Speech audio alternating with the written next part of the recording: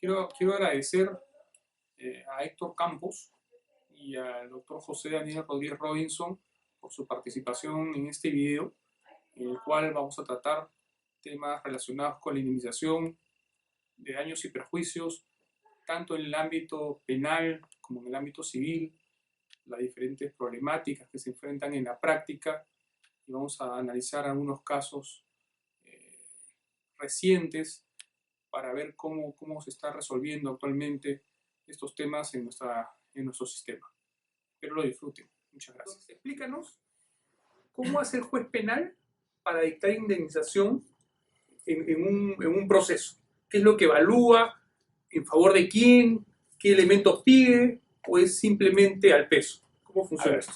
En la práctica, ¿no? No, te explico en la práctica. Y permíteme comenzar con una anécdota que me ocurrió cuando era estudiante de Derecho en la Universidad de San Marcos, en el curso de Derecho Procesal Penal con el maestro García Rada, José Domingo.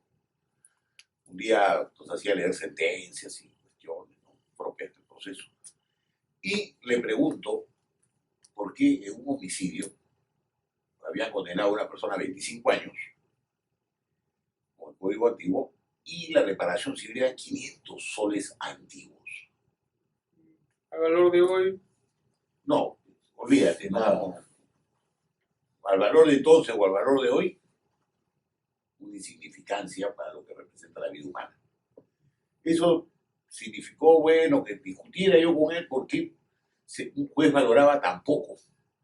Y en concreto, la respuesta que me dio el doctor García Rade antes de botarme de clase, me dijo: ¿sabe qué? Los que quieran plata, al juez civil.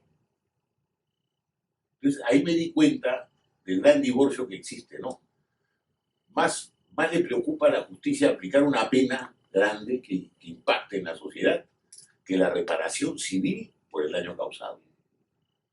Ahora, pero hoy día la normativa, ¿qué te dice? Con respecto Mira, la normativa es pobre, tanto en el Código de Procedimientos Penales del 40, ¿no?, que corresponde a la parte civil, como en el nuevo Código Procesal Penal, actor civil, ¿no?, con esta agravante que ahora te hace una distinción, ¿no?, de que en el nuevo Código se exige que si se constituye un actor civil, desde ya tiene que promover su pretensión resarcitoria.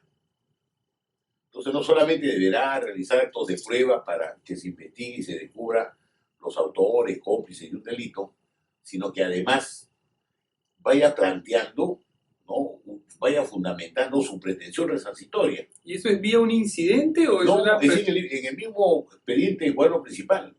¿Y la pretensión tiene que ir solamente contra el autor del crimen o hay responsables? Bueno, si hay tercero civil, por ejemplo, típicos accidentes de tránsito, ¿no?, de empresas o de personas jurídicas, etcétera, que no conducían el vehículo, se tiene que hacer extensivo al tercero civil responsable, ¿no?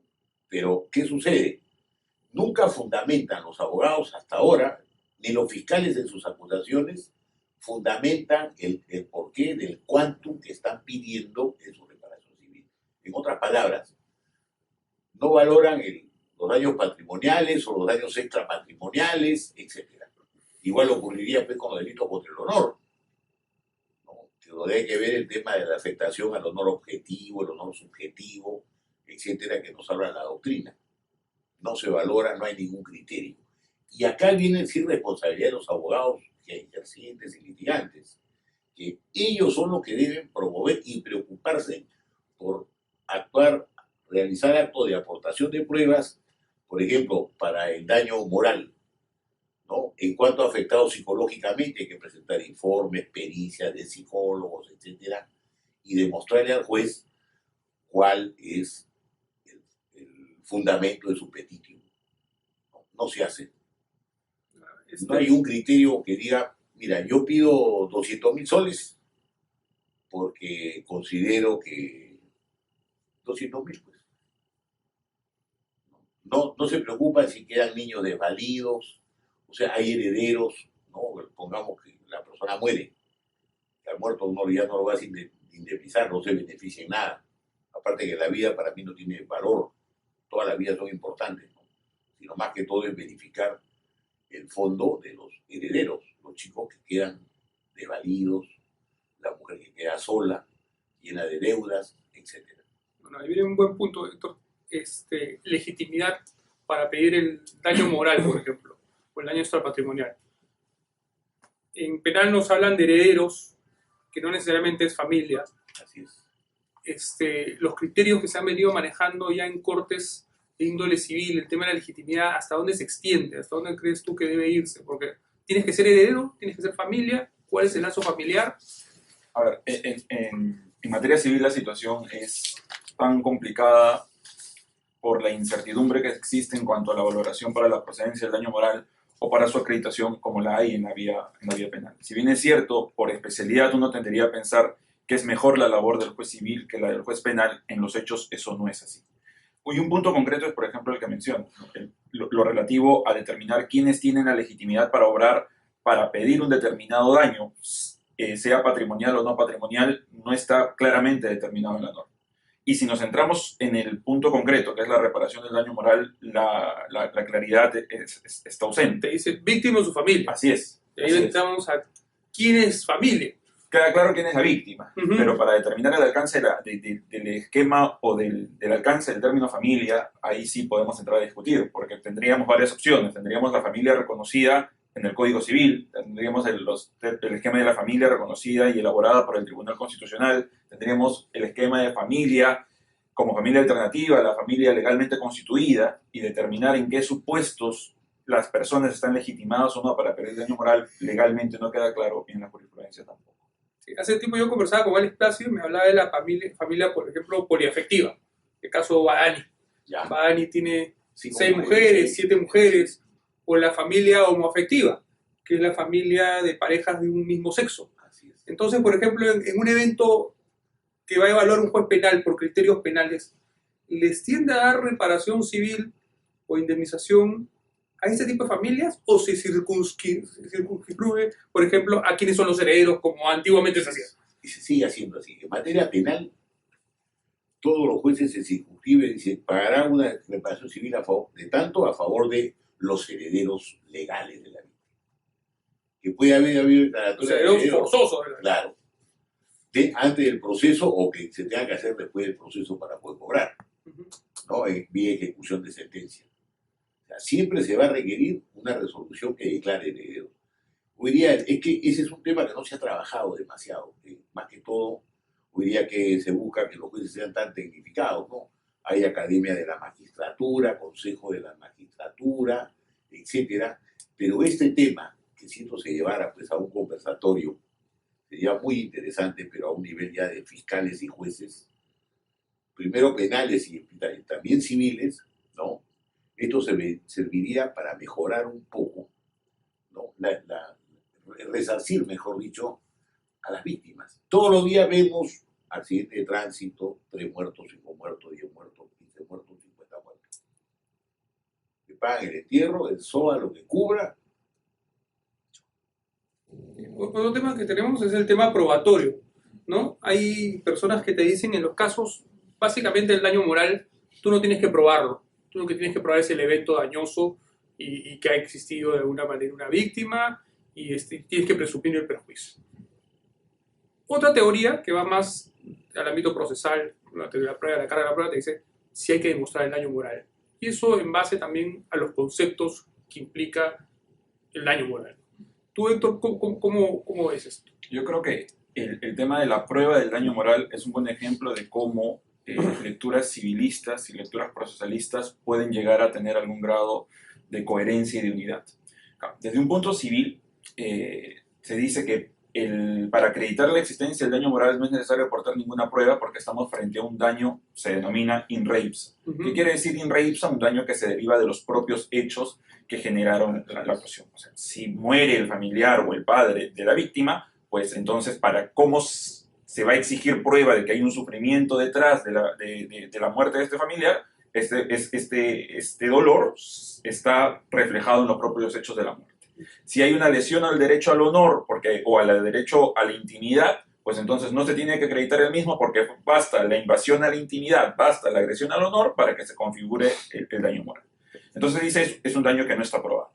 Yo creo que esta lectura civilista pierde de vista que a nivel procesal los medios probatorios no solamente son medios probatorios típicos, ¿no? Existen los que se denominan los sucedáneos de medios probatorios, en donde junto a los indicios tenemos a las presunciones. Y dentro de las presunciones, que si bien pueden ser legales o judiciales, las que importan son las judiciales. Si uno llega a entender que una presunción judicial permite que mediante el razonamiento el juez pueda arribar a una conclusión sobre la base de ciertos hechos, pues entonces la presunción judicial es precisamente el medio de prueba que complementa perfectamente la argumentación del daño in re ipsa.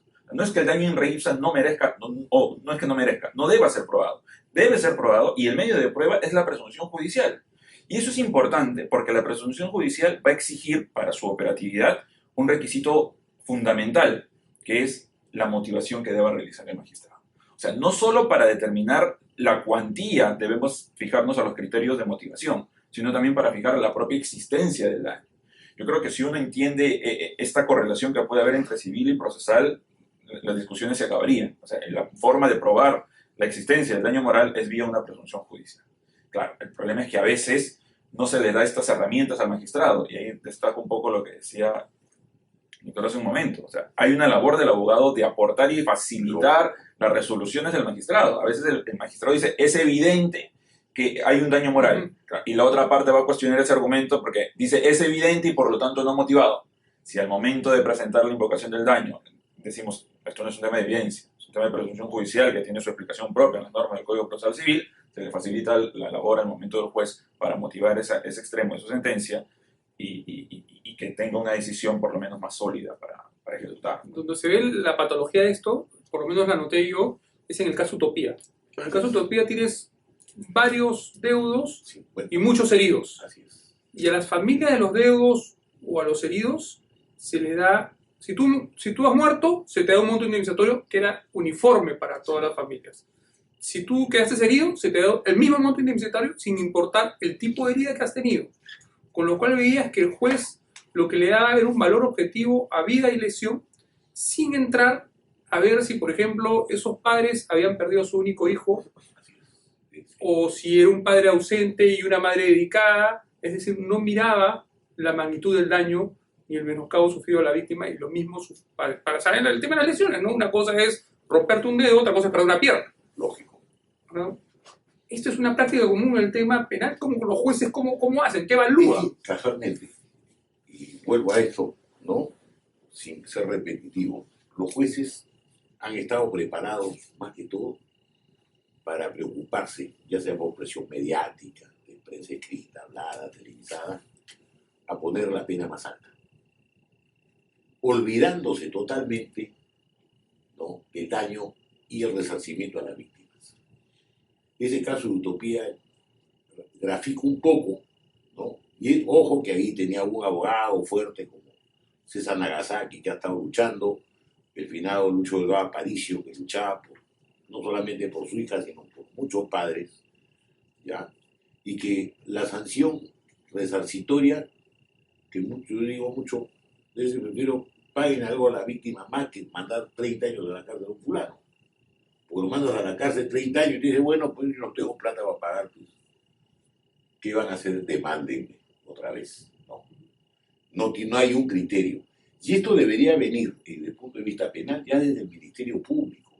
Hoy ya que hay un nuevo Código Procesal Penal, el Ministerio Público como titular de la acción penal, etcétera, etcétera, la carga de la prueba, cuando promueve la investigación preparatoria, si es que los familiares de la víctima, en caso de muertes o de lesionados, no se han presentado al proceso, él puede sustituir en ese aspecto, ¿no?, las pretensiones resarcitorias, indemnizatorias a favor de la víctima, sin perjuicio de señalar la pena. Por ejemplo, acaban de detener a una mujer que en estado de ebriedad ha incurrido en un concurso de delitos. Entonces, por lo tanto, deben haber diversas reparaciones civiles por desobediencia a la autoridad. ¿Quién sería el beneficiario? La policía, el Ministerio del Interior, por la seguridad pública, por conducir en estado de ebriedad. ¿Quién será? El Ministerio Público, por las policías que puedan resultar lesionadas. ¿Quiénes serán? Las policías, no el Ministerio del Interior. Pero no